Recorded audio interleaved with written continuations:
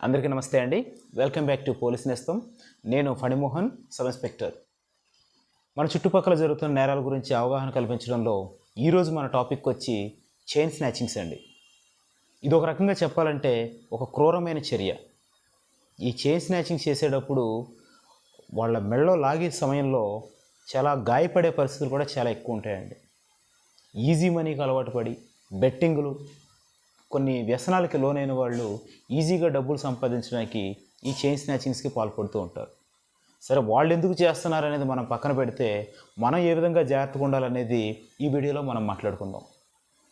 ఒక అబ్జర్వేషన్లో చూస్తే ఈ చైన్ స్నాచింగ్స్ అన్నీ కూడా ఎర్లీ మార్నింగు, అలాగే సాయంత్రం చీకటి పడే సమయంలో ఐసోలేటెడ్గా ఉండే ప్రదేశాల్లో ఎక్కువగా జరిగే అవకాశాలు ఉన్నాయండి. దీనికి మనం తీసుకోవాల్సిన జాగ్రత్తలు ఏంటంటే, ఈవినింగ్స్ కానీ ఎనీ టైం జరగవచ్చు, కానీ ఐసోలేటెడ్గా ఉన్న ప్రదేశాల్లోకి వెళ్ళేటప్పుడు మనం ఒక అడుగు ఆలోచించి వెళ్ళడం మంచిదండి.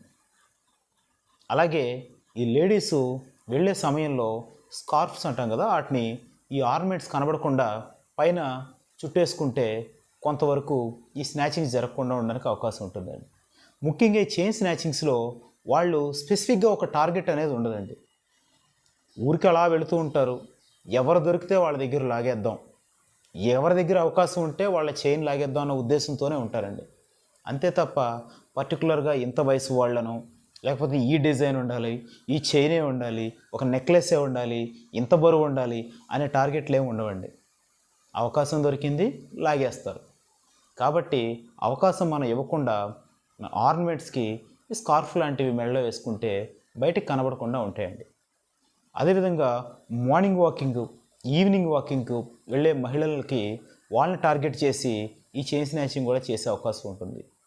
కాబట్టి ఈ వాకింగ్కి వెళ్ళే వాళ్ళు ఏ ఆర్నమెంట్ ధరించకపోవడం చాలా ఉత్తమం అండి.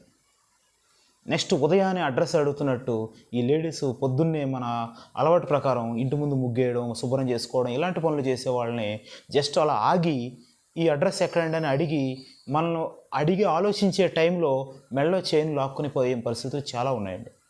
కాబట్టి ఎవరైనా అలా వచ్చి ఇంటి దగ్గరకు వచ్చి అడ్రస్ అడిగితే వారికి దూరంగానే ఉండి వారికి సమాధానం చెప్పి పంపేయాలండి. అదేవిధంగా ఏమాత్రం అనుమానం ఉన్నా డయల్ 112 కాల్ చేసి పోలీసులకు సమాచారం అందించాలి. ఇలాంటి విషయాల్లో జాగ్రత్తలు తీసుకోవాలని అందరినీ కోరుతున్నాను. Thank you very much. జై హింద్.